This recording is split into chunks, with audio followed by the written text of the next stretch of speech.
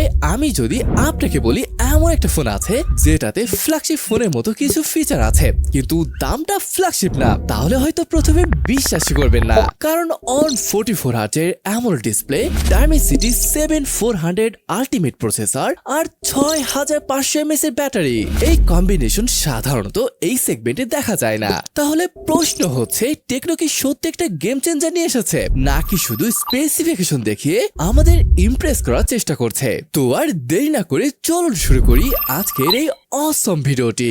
ভাই প্রথমেই যদি ডিজাইনের কথা বলি, টেকনো পোভা সিরিজ সব সময় একটু আলাদা ধরনের ডিজাইন দেওয়ার চেষ্টা করে। পোভা 8 Pro 5G তেও সে গেমিং ইন্সপায়ার্ড একটা ভাইব পাওয়া যায়। ভাই জাস্ট একবার ফিনিশিংটা দেখেন মনে হচ্ছে গ্লাস ইউজ করা হয়েছে। আর এখানে যে ক্যামেরা মডিউল রয়েছে এটা ট্রায়াঙ্গেল ক্যামেরা মডিউল। ফোনটির ওজন প্রায় 193.4 গ্রাম। ভাই দুর্দান্ত ব্যাপার, আমি ভেবেছিলাম হয়তো 200 গ্রামের উপরে যাবে। এবং এটা থিকনেস মাত্র 7.39 মিলিমিটার, যার কারণে এত বড় ব্যাটারি থাকা সত্ত্বেও ফোনটা খুব বেশি বাল্কি মনে হবে না। শুধু তাই নয়, এখানে ফ্রন্টে গোরিলা গ্লাস 7i এর প্রোটেকশন রয়েছে। কালার অপশন হিসাবে আর্ক হোয়াইট, গ্রাফাইট ব্ল্যাক এবং তন্দ্রা গ্রিন পাওয়া যাচ্ছে। আমার কাছে বিশেষ করে তন্দ্রা গ্রিন সবচেয়ে বেশি প্রিমিয়াম মনে হয়েছে। তবে ভাই একটা বিষয় বলতেই হয়, যারা খুব সিম্পল এবং মিনিমাল ডিজাইন পছন্দ করেন তাদের কাছে এই গেমিং স্টাইল ডিজাইন একটু বেশি অ্যাগ্রেসিভ মনে হতে পারে। কিন্তু যারা আলাদা দেখতে ফোন পছন্দ করেন তাদের জন্য এটা অবশ্যই একটা প্লাস পয়েন্ট। চলুন এবার আমরা এটার পোর্টস আর বাটনের কথা বলি। নিচের দিকে রয়েছে speaker grille, USB type C port, microphone এবং SIM card slot. Left hand সাইডে কিছুই নেই।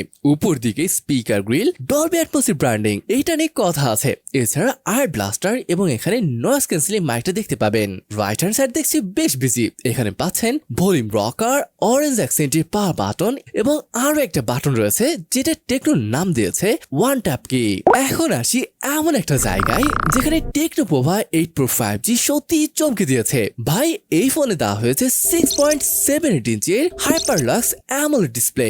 আর সবচেয়ে বড় আকর্ষণ হচ্ছে এর অন 44 হার্জের রিফ্রেশ রেট। মানে স্ক্রোলিং, গেমিং, অ্যানিমেশন সবকিছু অনেক বেশি স্মুথ অনুভূত হবে। রেজলিউশন হচ্ছে 1.5K এবং পিক্সেল ডেনসিটি 429 ppi। এছাড়া কর্নিং গোরিলা গ্লাস 7i এর প্রোটেকশন থাকায় স্ক্রিন ডিউরেবিলিটি নিয়ে কিছুটা কনফিডেন্স পাওয়া যায়। ব্রাইটনেসের দিক থেকে ফোনটা বেশ ভালো। Normal brightness 700 nits, HBM 1600 nits এবং পিক ব্রাইটনেস 4500 নিটস পর্যন্ত যেতে পারে। তাই আমার মনে হয় ডিসপ্লের ব্রাইটনেস নিয়ে খুব একটা প্রবলেম হবে না। এছাড়া এখানে রয়েছে এইচজিএস এর 5 স্টার ড্রপ রেজিস্ট্যান্স, সো এটা বেশ ড্রেবেল হবে। এছাড়া এখানে রয়েছে IP68, IP69 এবং IP69 কি রেটিং। ভাই বেজেল গুলো দেখেন, একদমই পাতলা বেজেল, উপর আর নিচ সব জায়গায় পাতলা করা হয়েছে। এখন আসি ফোনের সব থেকে গুরুত্বপূর্ণ জায়গায়, কারণ ভাই দেখতে সুন্দর হলেই তো হবে না, ফোনকে পাওয়ারফুল হতে হবে। টেকনো পোভা 8 Pro 5G তে ব্যবহার করা হয়েছে MediaTek Dimensity 7400 ultimate 5G processor. এটি 4nm ফেব্রিকেশনের উপর তৈরি করা হয়েছে এবং এতে রয়েছে অক্টা-কোর সিপিইউ, যার maximum clock speed 2.6 GHz। GPU হিসাবে আছে আর্মালে G6 on 5 MC2। এই প্রসেসর দিয়ে গেমিং, মাল্টিটাস্কিং এবং হেভি অ্যাপ্লিকেশন চালানোর ক্ষেত্রে ভালো পারফরমেন্স পাওয়ার কথা। র্যামের ক্ষেত্রে টেকনো অনেক বড় সংখ্যা ব্যবহার করেছে। 512GB স্টোরেজের সাথে 24GB র্যাম পর্যন্ত পাওয়া যাচ্ছে। তবে এখানে একটা বিষয় পরিষ্কার করা দরকার, এই 24GB র্যামের মধ্যে 12GB এক্সটেন্ডেড র্যাম অর্থাৎ ভার্চুয়াল র্যাম। এর মানে মেইন র্যাম হলো 12GB। আচ্ছা, এখানে রয়েছে LPDDR5X র্যাম টাইপ এবং স্টোরেজ রয়েছে UFS 2.2। বাস্তব পারফরমেন্স নির্ভর করবে প্রসেসরের অপটিমাইজেশন এবং সফটওয়্যার টিউনিং এর উপর।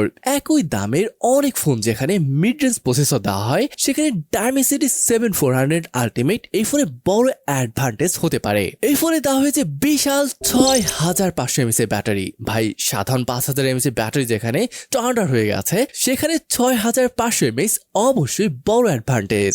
হেভি ইউজার হলে একদিনে বেশি ব্যাকআপ পাওয়ার সম্ভাবনা রয়েছে। চার্জিং এর জন্য রয়েছে 45 ওয়াটের সুপার চার্জ। তবে ভাই ব্যাটারি বড় হওয়ার কারণে চার্জিং টাইম কিছুটা বেশি লাগতে পারে। তবে 7 Proতে কিন্তু 30 ওয়াটের ওয়্যারলেস চার্জিং এর ব্যবস্থা ছিল, যেটা আবার রিমুভ করা হয়েছে।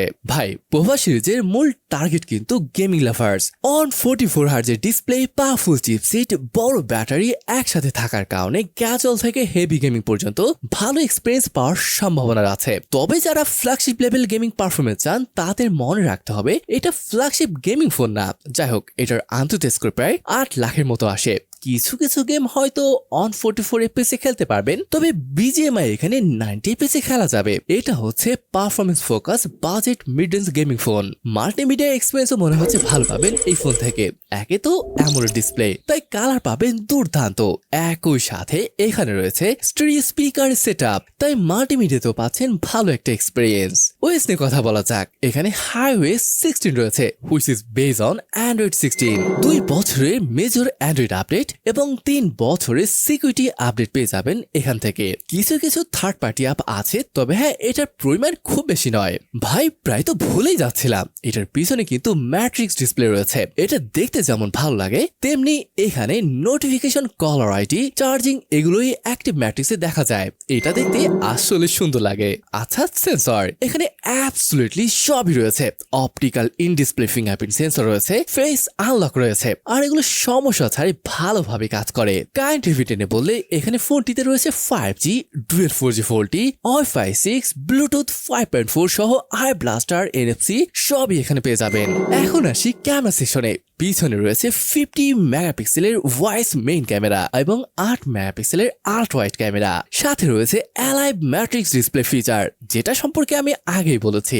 ভয়েস থাকার কারণে লো লাইট ফটোগ্রাফি এবং ভিডিও স্টেবিলিটিতে বেশ কিছুটা সুবিধা পাওয়া যায়। সামনে রয়েছে 13 মেগাপিক্সেলের সেলফি ক্যামেরা। তবে ভাই, এখানে একটা কথা বলতেই হবে। ভাই, এখানে যে প্রাইমারি সেন্সরটা রয়েছে এটা আসলে ভালো ফটো নিতে পারে। আল্ট্রাওয়াইডও ঠিকঠাক আছে, তবে বুঝেনি তো 8 মেগাপিক্সেল থেকে এমন আর কি আশা করা যায়। তবে প্রাইমারি সেন্সরের ফটো বেশ ভালোই আসে। তবে আরেকটা ব্যাপার, এটা ফ্রন্ট ক্যামেরা দিয়ে আপনি 4K 30 FPS ভিডিও শুট করতে পারবেন। সেম ব্যাক ক্যামেরা দিয়ে 4K তে শুট নিতে পারবেন। এমনকি এটার আল্ট্রাওয়াইড দিয়ে আপনি 2K 30 FPS শুট করতে পারবেন। এই ফোনের মেইন ফোকাস ক্যামেরা। যারা ফটোগ্রাফি লাভার এবং ক্যামেরা সেন্ট্রিক ফোন চান তাদের জন্য এই ফোনটা হয়তো বেস্ট চয়েস হবে না, কিন্তু daily photography, social media upload এবং নর্মাল ভিডিওর জন্য ক্যামেরাটা যথেষ্ট ভালো হওয়ার কথা। এখন সবচেয়ে গুরুত্বপূর্ণ প্রশ্ন, এই ফোনের দাম যদি হয় প্রায় 65,000, তাহলে এই সেগমেন্টে এর কম্পিটিশন হবে অনেক শক্তিশালী। একই দামের মধ্যে আপনি হয়তো দেখতে পাবেন Xiaomi, Redmi এর পারফরমেন্স ফোকাস ফোন, Realme এর গেমিং ওরিয়েন্টেড ফোন, IQ এর পারফরমেন্স ফোন, কিন্তু Tecno Pova 845G এর ইউনিক জায়গা হচ্ছে 6500 mAh ব্যাটারি, অন 44Hz এর AMOLED display, Dimensity 7400 ultimate gaming design. এই কম্বিনেশনে সব ফোনে পাওয়া যায় না, তবে ক্যামেরা লাভার হলে অন্য অপশন দেখা যেতে পারে। তাহলে এই ফোনটা কার জন্য? ভাই, এই ফোনটি তাদের জন্য যারা মোটামুটি গেমিং করেন, বড় ব্যাটারি চান, স্মুথ অ্যামোলেড ডিসপ্লে পছন্দ করেন, আলাদা ডিজাইন পছন্দ করেন, লং টার্ম ডেইলি পারফরমেন্স চান। কিন্তু যারা এই ফোন এড়িয়ে যাবেন, শুধুমাত্র ক্যামেরার জন্য ফোন কিনবেন, খুব কম্প্যাক্ট ফোন চান, ক্লিন সফটওয়্যার এক্সপিরিয়েন্স সবচেয়ে বেশি প্রায়োরিটি দেন, হাই পারফরমেন্স ওয়ালা গেমিং ফোন চান, তো ভাই সবকিছু মিলিয়ে টেকনো পোভা 8 Pro 5G এমন একটা ফোন যেটা স্পেসিফিকেশন দিয়ে অনেক কিছু প্রুভ করার চেষ্টা করেছে। এখানে সবচেয়ে বেশি ভালো লেগেছে এর ডিসপ্লে, ব্যাটারি এবং মোটামুটি পারফরমেন্স কম্বিনেশন। তাহলে ভাই, আপনার কি মনে হয় টেকনো পোভা 8 Pro 5G কি এই বাজেট সেগমেন্টে নতুন গেমিং কিং হতে পারবে? কমেন্টে অবশ্যই জানাবেন। দেখা হবে পরবর্তী ভিডিওতে। ততক্ষণ পর্যন্ত ভালো থাকুন, সুস্থ থাকুন, আল্লাহ হাফেজ।